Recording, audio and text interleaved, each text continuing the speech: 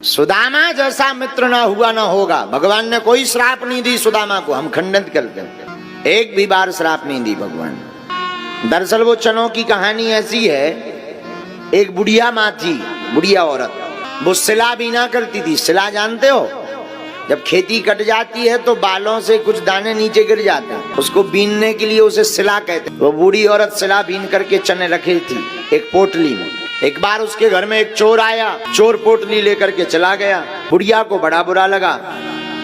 बुढ़िया ने श्राप दे दिया कि जिस प्रकार तू चोरी करके मेरे चने ले गया, जा, मैं श्राप देती हूँ कि जो भी इन चनों को खाएगा वो जिंदगी भर दरिद्री रहेगा।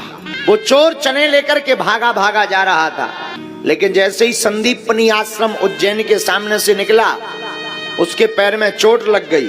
वो चोट लग करके मुंह के बल गिर पड़ा, हाथ से पोटली खुल गई, चने बिखर गए। तो चोर ने बचने के उद्देश्य से चनों को वहीं छोड़ दिया और दौड़ लगा दी।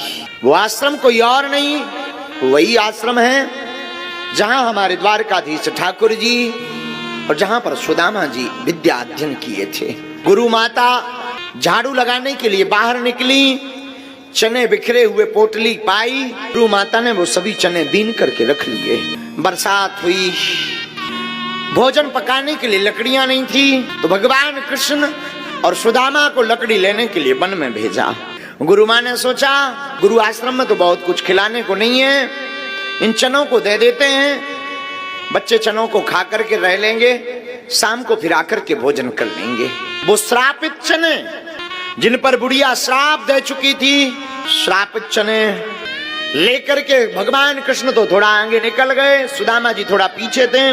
गुरु माँ ने वो पोटली सुदामा जी को दे दी, बेटा तू भी खा लेना, आधा चने का भाग अपने मित्र कन्हैया को दे देना। सुदामा ने गुरु माँ को धन्यवाद दिया, लेकिन सुदामा ने जब चनों को गौर से देखा, सुदामा कोई साधारण नहीं, भगवान कृष्ण का मित्र साधारण तो हो ही नहीं सकता। सुदामा जी भी ब्रह्म को जानने वाले थे।